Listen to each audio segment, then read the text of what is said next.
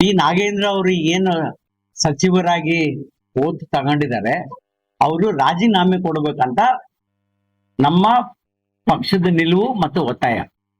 ನಿಮಗೆಲ್ಲ ಗುರ್ತಿದಂಗೆ ಮುಂಚೆ ಮಹರ್ಷಿ ವಾಲ್ಮೀಕಿ ನಿಗಮದಲ್ಲಿ ಹಗರಣ ಆಗಿದ್ಕೆ ಸಿದ್ದರಾಮಯ್ಯ ಅವರು ಮುಖ್ಯಮಂತ್ರಿ ಅವರಿದ್ದಾಗ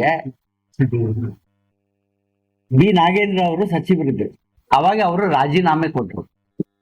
ಅಂದಿನ ಮುಖ್ಯಮಂತ್ರಿ ಸಿದ್ದರಾಮಯ್ಯ ಅವರು ಕೂಡ ಮಹರ್ಷಿ ವಾಲ್ಮೀಕಿ ನಿಗಮದಲ್ಲಿ ಹಗರಣ ಆಗಿದೆ ಅಂತ ಅದಾದ್ಮೇಲೆ ಇಡಿ ಅವರು ಬಿ ನಾಗೇಂದ್ರ ಅವ್ರ ಮೇಲೆ ಚಾರ್ಜ್ ಶೀಟ್ ಫೈಲ್ ಮಾಡಿದ್ದಾರೆ. ಈಗ ಇದು ನಿಮಗೆಲ್ಲ ಗೊತ್ತಿದೆ.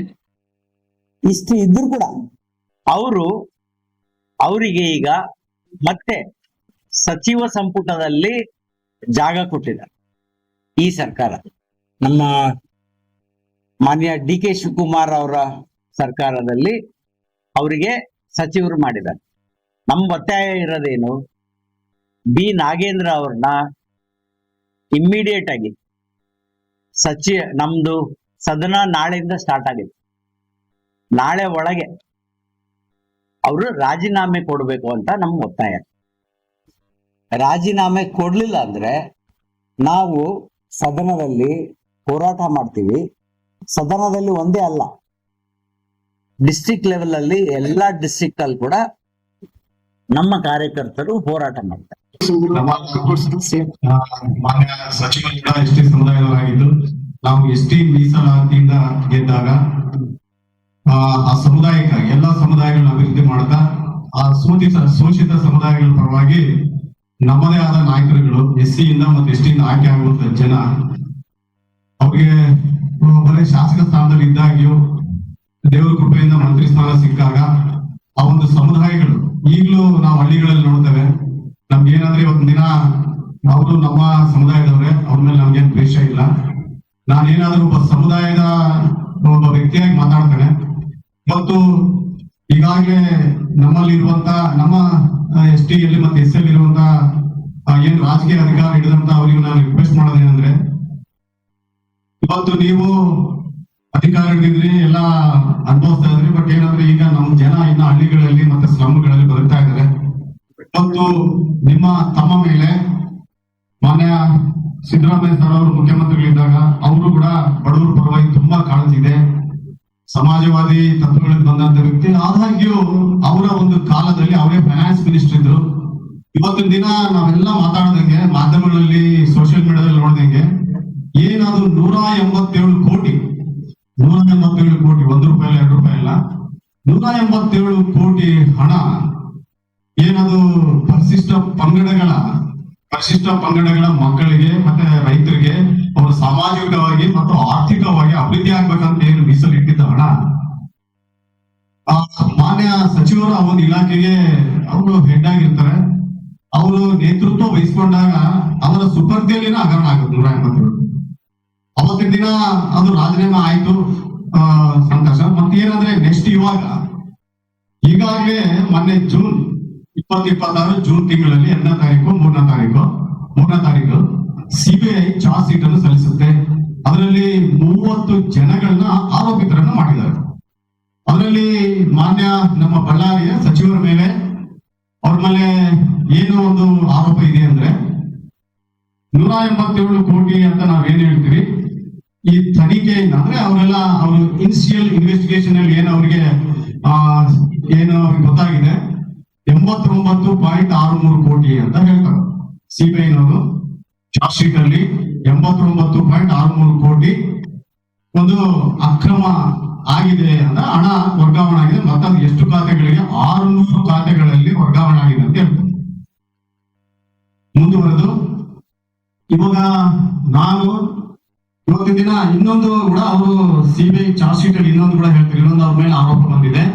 ಮತ್ತು ಟೆಂಡರ್ ಪ್ರಕ್ರಿಯೆ ಮಾಡಬೇಕಾದ್ರೆ ಸುಮಾರು 14 ಕೋಟಿ ಇದೆ, ಅಂದ್ರೆ 19,65,00,000 ಯಾವುದೋ ಒಂದು ಟೆಂಡರ್ ಮಾಡ್ಬೇಕಾದ್ರೆ ಅವರ ಆ ಚಾರ್ಜ್ ಶೀಟ್ ಅಲ್ಲಿ ಅದರಲ್ಲಿ 1.20 crores ಅವರು ಕಿಕ್ ಬ್ಯಾಕ್ ತಗೊಂಡಿದ್ದಾರೆ, ಅಕ್ರಮ ಲಾಭ ಪಡೆದಿದ್ದಾರೆ. 2 ಆರೋಪಗಳಿದೆ.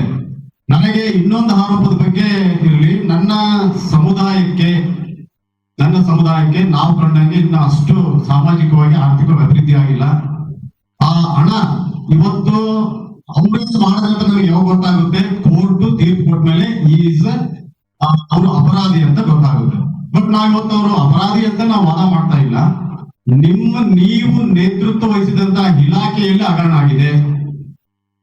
ನೀವು ನಿಜವಾಗ್ಲೂ ನಾನು ಹೇಳೋದು ಕಾಂಗ್ರೆಸ್ ಸರ್ಕಾರಕ್ಕೆ ಮತ್ತೆ ಮಾನ್ಯ ಗೌರವಾನ್ವಿತ ನಾಗೇಂದ್ರ ಅವ್ರಿಗೆ ಈ ST ಸಮುದಾಯಗಳ ಹಣ ಏನ್ ಅಕ್ರಮವಾಗಿ ತೆಲಂಗಾಣ ಸರ್ಕಾರದಲ್ಲಿ ಏನಲ್ಲಿ ತೆಲಂಗಾಣ ಒಂದು ರಾಜ್ಯಕ್ಕೆ ಹೋಗಿ ವರ್ಗಾವಣೆ ಆಯ್ತು, ನೀವು ಅಷ್ಟು ಅಸಮರ್ಥರಿದ್ದೀರಾ ಅಂತ ನಾವು ಹೇಳೋದು.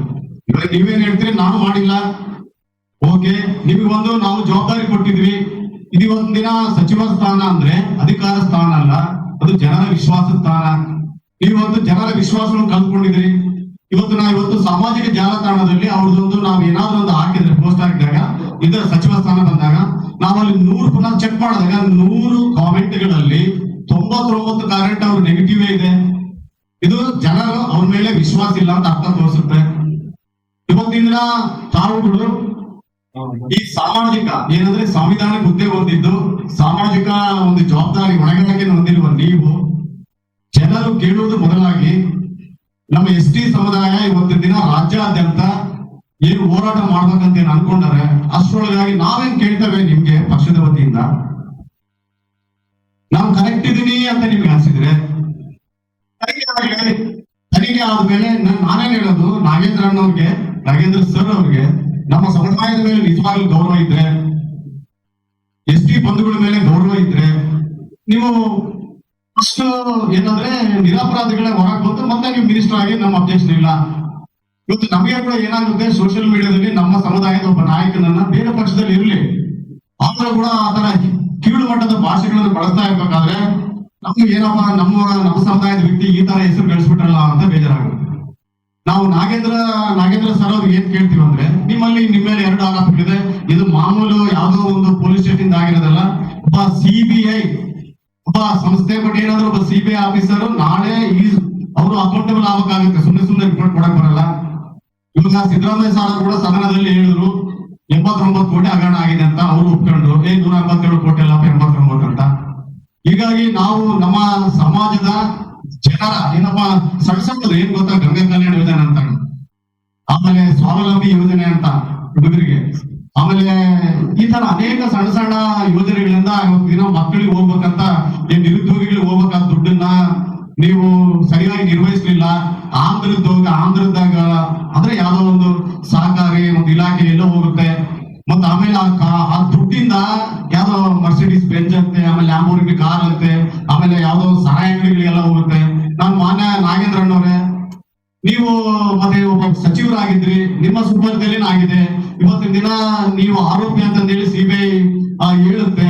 ಹೀಗಾಗಿ ನಾವು ನಿಮ್ಮಲ್ಲಿ ಏನಂದ್ರೆ ನಮ್ಮ ಸಮುದಾಯದ ಗೌರವ ಮಾನ ಮರ್ಯಾದೆ ಉಳಿಬೇಕಾದ್ರೆ ನೀವು ಫಸ್ಟ್ ರಾಜೀನಾಮೆ ಕೊಟ್ಟು ಹೊರಗೆ ಬಂದು ತನಿಖೆ ಎಲ್ಲ ಪೂರ್ತಿ ಆದ್ಮೇಲೆ ನೀವು ಆಮೇಲೆ ನಿರಪರಾಧ ಗೊತ್ತಾದ್ಮೇಲೆ ನೀವು ಮತ್ತೆ ಮಿನಿಸ್ಟರ್ ಆಗಿ ನಿಮ್ಗೆ ನಾವೆಲ್ಲ ನಿಮ್ಮನ್ನ ಪ್ರಶಸ್ತಿ ಅಂತ ಹೇಳಕ್ ಇಷ್ಟಪಡ್ತೇವೆ.